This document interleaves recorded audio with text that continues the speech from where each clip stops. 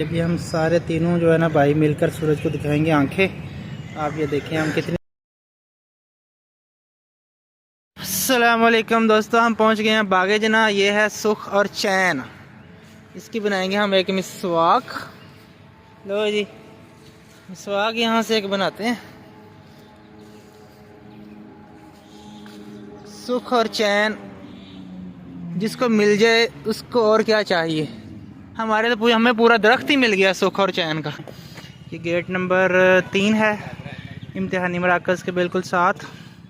और यहाँ आज कोई प्रोग्राम हो रहा है। इस तरफ भी आप देखें, ये बिल्कुल सामने वाइट हाउस है यहाँ पर। तो यहाँ से शुरू होता है बागे जना का ट्रैक। इसके बारे में कुछ हदायत हैं। जोगल्स पहने बगैर ट्रैक इस्तेमाल मना है। नीज ट्रैक गीला होने की सूरत में इस्तेमाल से परहेज़ करें। अच्छा जी, बागे जना का ट्रैक शुरू हो रहा है। 2.650 किलोमीटर इसका फासला है।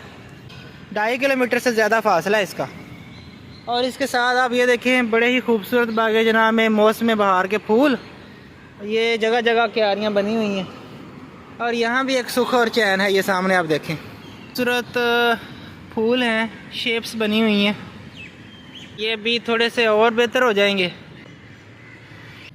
मैं भी, फहद साहब भी और अली बख्श साहब भी। अब देखते हैं कितनी देर सूरज को आंखें दिखाते हैं। मैं भी दिखाता हूँ। चलिए, अभी हम सारे तीनों जो है ना भाई मिलकर सूरज को दिखाएंगे आंखें। आप ये देखें हम कितनी देर तक आंखें दिखाते हैं। मैं ये ना वीडियो भी आपको दिखा रहा हूँ। इसको हरा दिया सूरज। ऐसे सही से देखा जाए तो ये पूरी लकीर है इस तरह से, बिल्कुल गोल है। पूरा हल्का नज़र आएगा।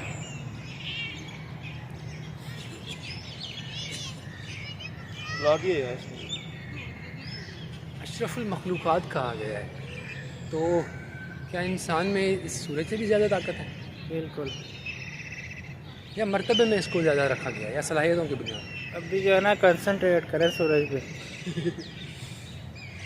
हल्का मुझे नज़र आना शुरू हो गया है। अब पहले घूम रहा है, अब बिल्कुल यानी कि जो है ना थोड़ा थोड़ा एक वक्त आता है कि बिल्कुल हल्का जो है ना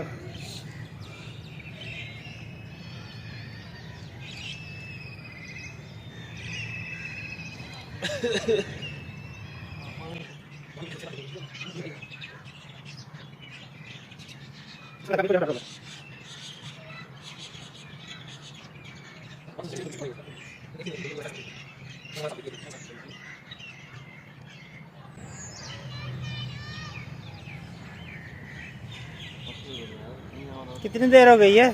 देर तो हमने नहीं देखी, वीडियो में देखने कितनी देर हुई है। 2 मिनट तो की है हमने। 2 मिनट तक हम सूरज को देखते रहे हैं। और इससे जो है ना फ़ायदा क्या होता है, आँखों की पावर बढ़ती है और सूरज की जो शक्ति है वो हासिल होती है। इस वक्त हो रहे हैं 8:19 और सूरज साहब को आज हम फिर आंखें दिखाएंगे। फहद साहब और अली बख्श साहब ने शुरू कर दी है।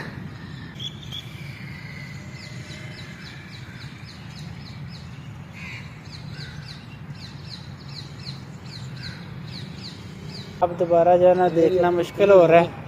मैं जीत गया हूँ आपसे। मुझे मुश्किल हो रहा है अब दोबारा देखना। इससे तो सूरज साहब जो है ना वो थोड़ा गुस्से में हैं और हमने थोड़ी देर देखा है। हमने देर कर दी ना, इसलिए वो गुस्सा। अब आपको कैसा महसूस हो रहा है? मेरे पानी निकला है। पानी तो मेरा भी निकल आया, देखें। पानी तो वही है, आज उन्होंने गुस्सा निकाला है कि आप देर क्यों हो गए। सूरज मियाँ जो है ना उससे हमने आंखें मिला ली हैं और उसको आंखें दिखा भी ली हैं। तो अभी हम बागे जना में हैं। कह रहे हैं आप? मैं कह रहा हूँ ना कि ये देखें इस कौम के नौजवानों को किस तरह से जो है फजूल कामों में लगा के उनकी सारी जो जितनी एफर्ट है, जितनी एनर्जी है, जितनी सोच है, वो यहीं पे बस जो है इन्होंने बंद कर दी। जी हाँ, किस तरह से लगाना है, वो किस तरह से करना है। जी हाँ, ये है जी वाइट हाउस, कायद-ए-आज़म लाइब्रेरी। ये वाइट हाउस आपने पता नहीं कितनी मरतबा मेरी वीडियो में देख लिया, आज फिर देख ले अली बख्श साहब के साथ और फाक साहब के साथ। और यहाँ एक और भी तमाशा हो रहा है, वो तमाशा आप देख लें। इसके बारे में हम कमेंट क्या करेंगे। किसी यानी माशरे का निज़ाम ख़राब होता है तो गैर पैदावारी शोबों को तो तरक्की दी जाती है और जो तख्लीकी शोबे हैं उनको दबा दिया जाता है। 4-5 लोग उन्होंने वीडियो बनाना शुरू किए मुख्तलिफ यूनिवर्सिटी के माहौल पे, हॉस्टल के माहौल पे। कल उन्होंने बहुत अच्छी वीडियो बनाई थी। अच्छा। उन्होंने उस वीडियो में बताया, उन्होंने बड़ी क्लास ली है उनकी जो सिंधी ड्रामा निगार हैं या सिंधी में जो मीडिया वाले हैं। उन्होंने कहा कि आप मीडिया वाले सिर्फ अपना सरमाया बढ़ाने के लिए आप ये नहीं देखते कि जो है वो मुआशरे में कौन सी खराबी पैदा हो रही है। ये सिंधी लोग ये क्लेशन कोफ लेके ये लेके और नहीं जाओगे नवींदे यही लगा पड़ा है, और आप जो है वो प्रमोट कर रहे हैं नौजवानों को, उनको पढ़ाई की तरफ, इल्म की तरफ नहीं लेके आ रहे और इस तरह से चीज़ें प्रमोट कर रहे हैं आप सिर्फ पैसों की वजह से। तो ये ख़राबी है ना। अब यहाँ पे भी ये लोग हैं कि उनको लोग देखते भी हैं, वो वीडियो वो TV चैनल्स चलते हैं, बड़े TRP होती है उनकी बड़ी। इस तरह से कौमों को जो है सही रुख से हटा के ऐसे कामों में लगा के फिर उनको मशहूर भी किया जाता है। ये हम कह रहे हैं कि यार जॉब क्रिएशन नहीं हो रही, एम्प्लॉयमेंट नहीं क्रिएट हो रही। हम कह रहे हैं कि ये कोई हमारी पॉलिसीज़ में मसला है या इस तरह से मसला है। लेकिन मैं कल इसको ये चीज़ बता रहा था कि हालांकि ये एक पूरे जो एक जालिमाना निज़ाम है ना, उसकी एक कड़ी है कि उसने एम्प्लॉयमेंट उसके हक में ही नहीं है ना। अगर एम्प्लॉयमेंट जनरेट होगी तो एक बंदा जो है वो तो कौम के मफाद में काम करेगा, फिर तो ये कंपनी नहीं चलने वाली। और अगर कंपनियां चलेंगी भी तो उनको तो हाई वेजेस देनी पड़ेंगी, ठीक है, क्योंकि एम्प्लॉयमेंट इतनी ज़्यादा है और लोग तो बड़े काम कर रहे हैं, तो लेबर जो फारिग बैठा हुआ है वो कम तादाद में होगा, और जब लेबर की सप्लाई कम होगी तो उसकी फिर प्राइस बढ़ जाएगी।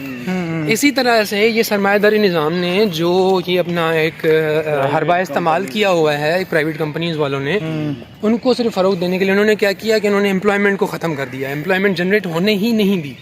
अब एम्प्लॉयमेंट जनरेट नहीं है तो डिमांड ज़्यादा है, उसकी डिमांड ज़्यादा है तो 20-20 हज़ार पे नौजवान जो है वो पूरा महीना मेहनत करता है और उसका जो है कंपनियों को फ़ायदा होता रहता है। तो कौम के मफाद में नहीं है ये, तो फिर कंपनियों के मफाद में जाता है। बिल्कुल ऐसे ही है। तो फहद साहब ने हमारे साथ अच्छी डिस्कशन की, अली बख्श साहब ने भी। बस वीडियो में आ गए। आज का व्लॉग हम यहीं पर मुकम्मल करते हैं, तो मिलते हैं आपसे एक नए व्लॉग में। अल्लाह हाफिज़।